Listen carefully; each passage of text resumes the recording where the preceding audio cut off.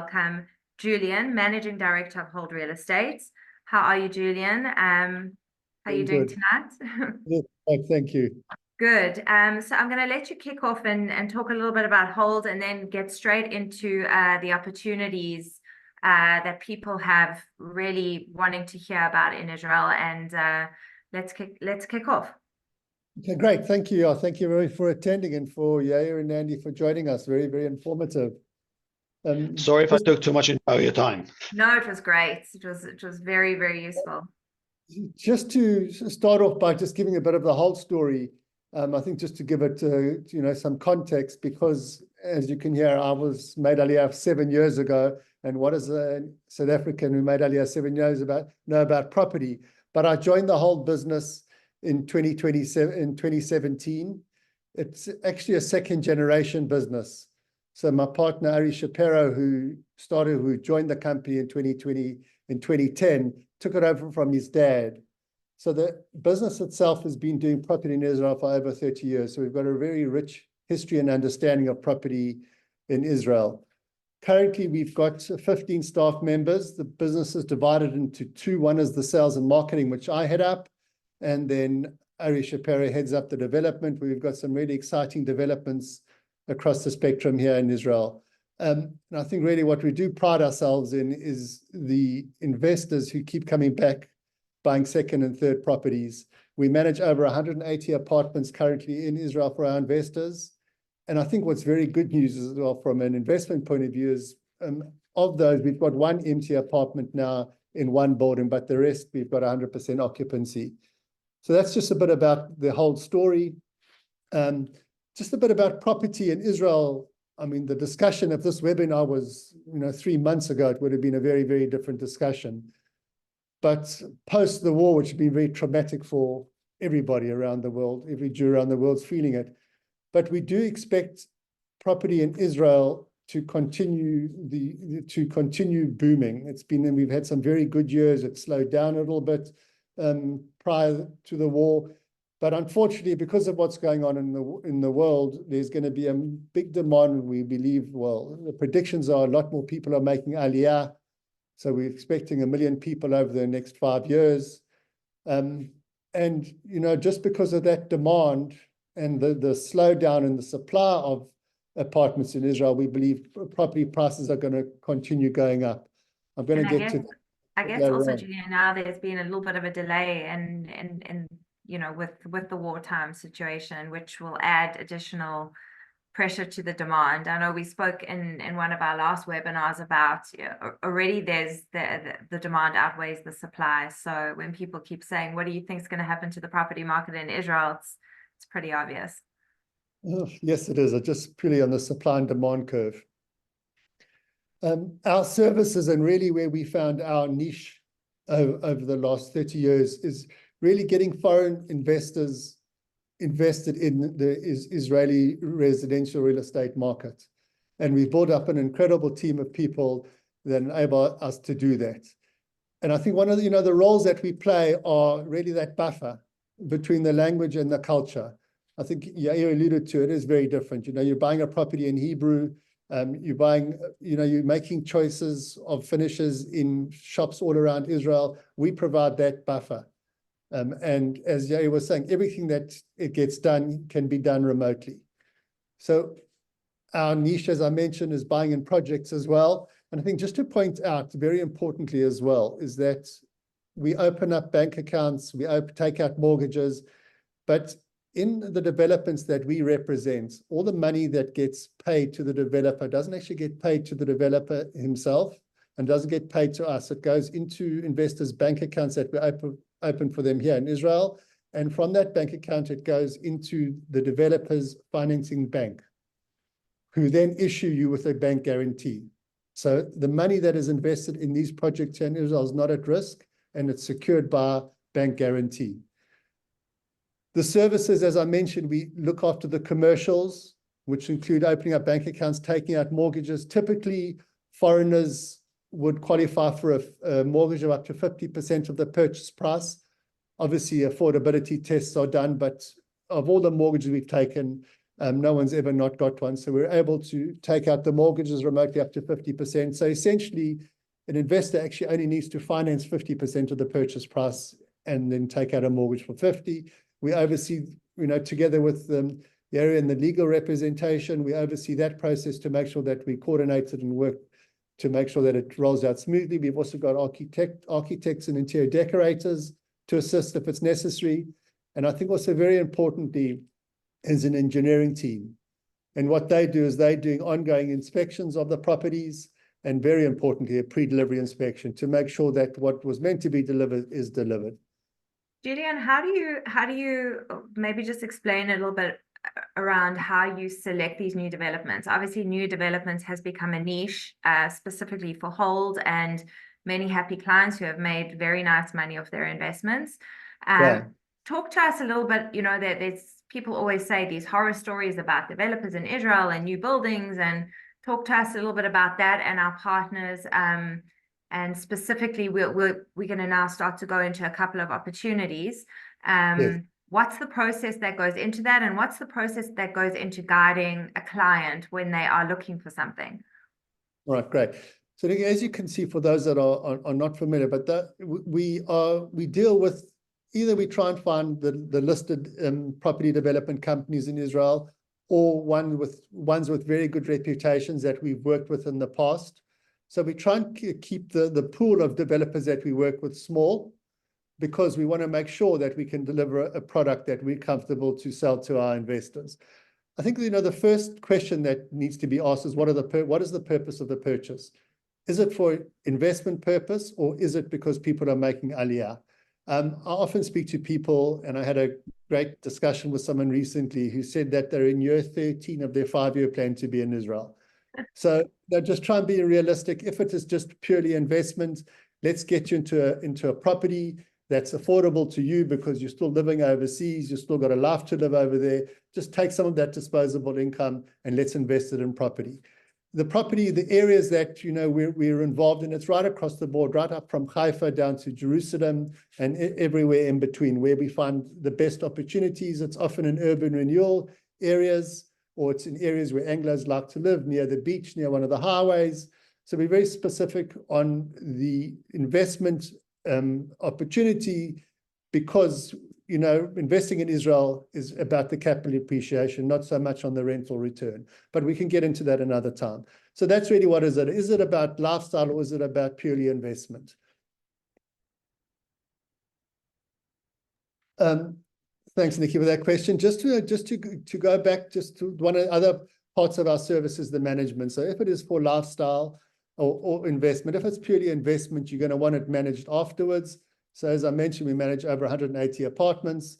We look after the tenants. We look after the legal side of it. We look after the finances. And also we've got a team that takes the call center that takes any problems and gets them sorted out. So that's the role we play on the management side.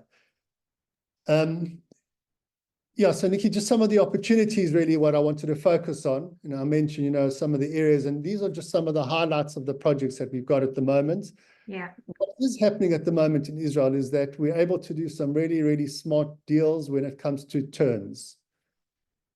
So, typically in Israel, you would need to put down 20% to purchase the property, then either linear payments along the period of time until delivery, remembering that you could finance 50% of it, so equity payments of up to 50% over the period.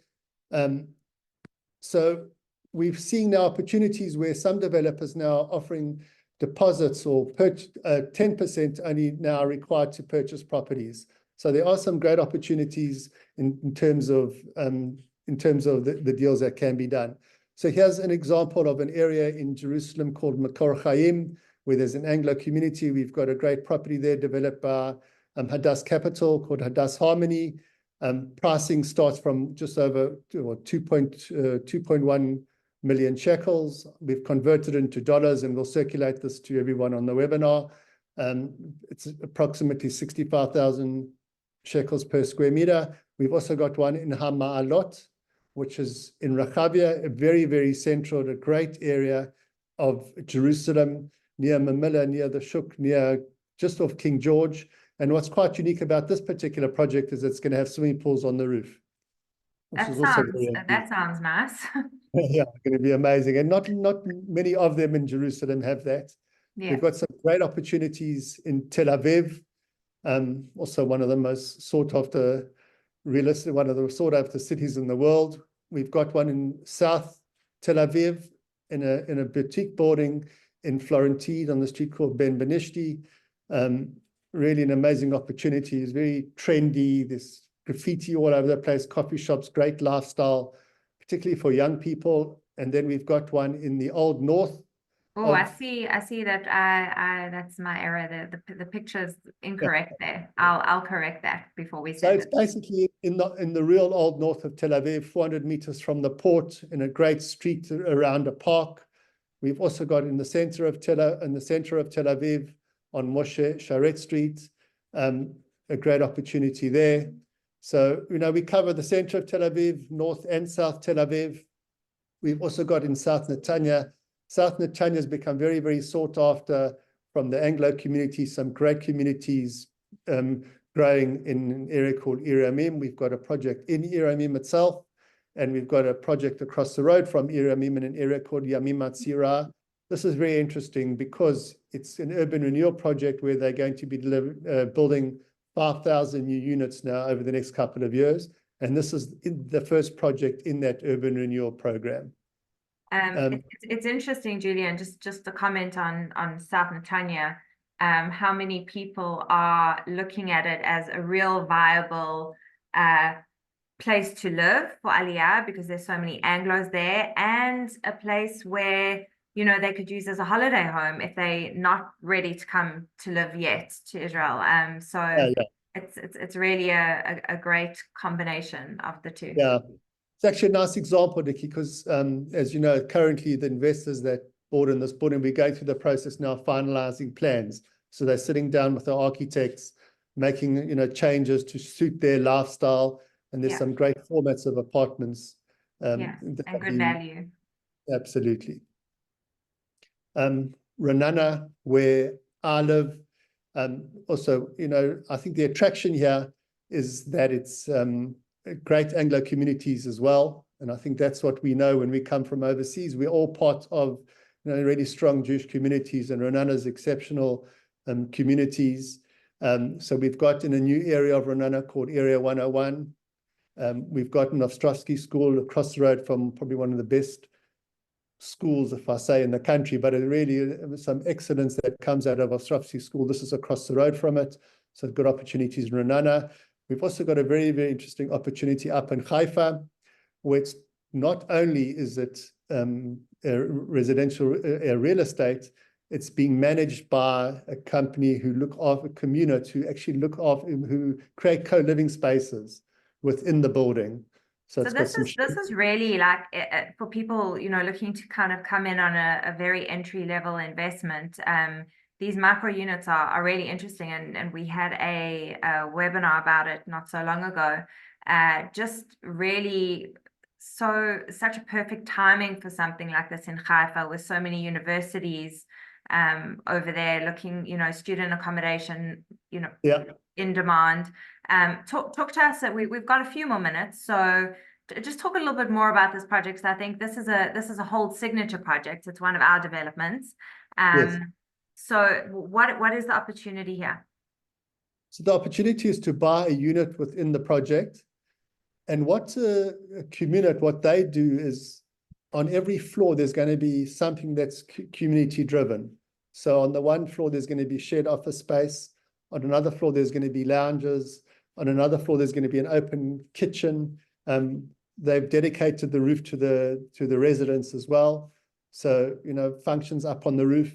And what the studies have shown is that people, young people and older people as well, that are living alone, older couples thrive on communities, and they just don't get that by renting an apartment somewhere in the suburbs. So the demand is becoming increasingly in demand. They've got projects in Tel Aviv where there's been a marriage out of people that met there. There's been a startup that's networking. It's an incredible concept. So it's not just buying in real estate. There's an added level on top of it where you're getting to be, invested in a community as such. Right. No, very super interesting project and a really cool, trendy part of the Haifa port where the building is. We've Amazing, yeah. There are plans to redevelop that port as well. Yeah. And they've announced a high-speed train between Haifa and Tel Aviv. So that will happen eventually as well. So ticks a lot of boxes. Yeah. What are the next steps? The next step, Nikki, is, just to set up a follow-up meeting with the team. But I think one thing that we do pride ourselves on as well is, disclosure, because it is very foreign when you're coming in to buy property in Israel. And we detail every single expected expense. So we detail the purchase price, obviously, the payment terms, when is it expected, the purchase tax, what we expect the purchase tax to be, legal fees, our fees. We break down the possible loan, how it could be financed as well. There's a building index in Israel as well, which is a government published index, which is applicable to any money that's outstanding that's payable to developers exposed to that index. There's also, I know it was mentioned a bit earlier on, that there are certain things that don't come in the apartment, but we detail that as well. So all the expenses that you're going to expect over the period of purchase, we're going to detail for you. Next steps, set up, a meeting with us. Let's get onto a Zoom, have a discussion, choose the right apartment in what the right area, depends on what your requirements are, discuss the financials, and buy the apartment. Just in conclusion, Nikki, one of my favorite sayings over the last week was an article that was published by an advocate, Nechama Bergen, and she's the chair lady of the Real Estate Appraisers Chamber in Israel. And I quote her, she's saying, if you're selling an apartment in Israel, then wait. If you are buying one, hurry up and buy. Yeah. So, yeah. Thank you. That's good advice. And thank you for that presentation, Julian.